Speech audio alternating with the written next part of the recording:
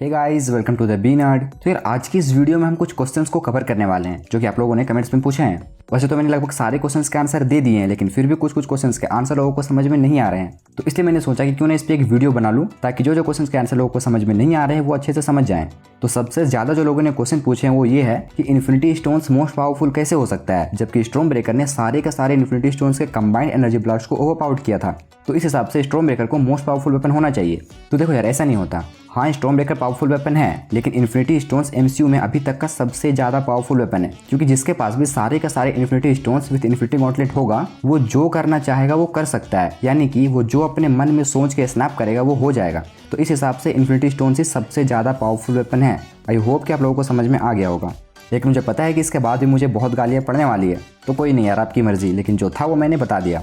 उसके बाद जो क्वेश्चन पूछा है लोगों ने वो ये है कि लोकी सीजन 1 में हमें दिखाया गया था कि टीवीए वाले इन्फिनिटी स्टोन्स को पेपर वेट की तरह यूज़ कर रहे थे, तो फिर infinity stones most powerful weapon कैसे हो गया?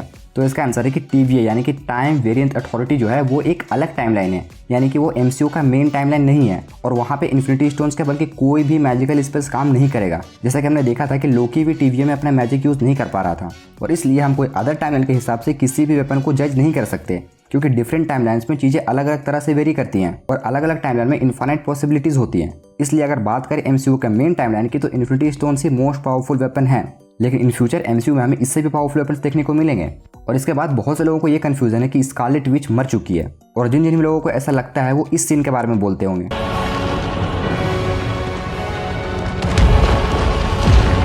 तो मैं उन लोगों को बता दूं कि स्कारलेट विच अभी भी जिंदा है, क्योंकि अगर आप इस सीन को ध्यान से देखोगे तो यहाँ पे ये टेम्पल गिरने से पहले ही वांडा ने अपने कैओस मैजिक का यूज़ किया था। इसका मतलब ये है कि टेम्पल गिरने से पहले ही वांडा कहीं टेलीपोर्ट हो गई होगी, और इस हिसाब से स्कारलेट विच अभी भी जिंदा है। और बहुत से लोगों को तो इस बात में कंफ्यूजन है कि वांडा और स्कारलेट विच दोनों अलग अलग हैं। तो मैं उन लोगों को बता दूं कि वांडा और स्कारलेट विच एक ही है। मतलब वांडा का जो सबसे पावरफुल वर्जन है, जैसे हमने last time doctor strange in the multiverse of madness में देखा था, वही स्कारलेट विच है। तो अब इस बात से कंफ्यूज मत रहना कि वांडा और स्कारलेट विच दोनों अलग अलग हैं। और एक भाई साहब का ये कहना है कि गंगनीर जो कि ओडिन का वेपन था वो डिस्ट्रॉय नहीं हुआ है, लेकिन मुझे लगता है कि गंगनीर भी एसगार्ड के साथ ही साथ डिस्ट्रॉय हो गया होगा, क्योंकि मूवी में हमें कहीं भी नहीं दिखाया गया था कि किसी ने भी गंगनीर को वापस ले लिया हो। तो इसके हाई चांसेस है कि गंगनीर भी डिस्ट्रॉय हो गया होगा एसगार्ड के साथ ही साथ। और अगर गंगनीर डिस्ट्रॉय नहीं हुआ होता तो हमें थॉर लव एंड थंडर में उसे जरूर दिखाया जाता।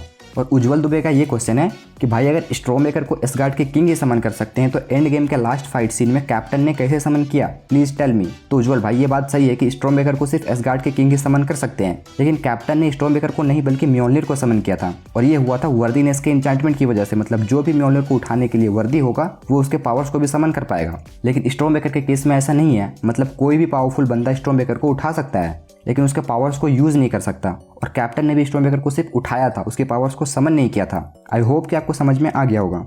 और नेताजी का ये कहना है कि supreme strange is most powerful. तो हाँ, सुप्रीम स्ट्रेंज बहुत पावरफुल है, लेकिन अभी तक उसे मार्वल के मेन टाइमलाइन में नहीं दिखाया गया है। अगर वो एमसीयू के मेन टाइमलाइन में आएगा तो फिर उसे हराना इम्पॉसिबल सा हो जाएगा, लेकिन अभी के लिए एमसीयू के मेन टाइमलाइन में सबसे ज़्यादा पावरफुल स्कारलेट विच ही है।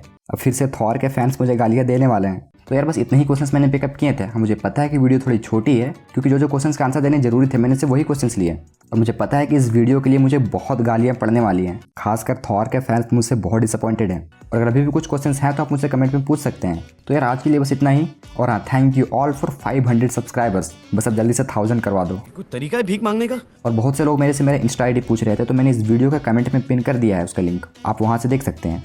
तो यार मैं मिलता हूँ आपसे अगली वीडियो, तब तक के लिए बी नर्ड बी ऑसम।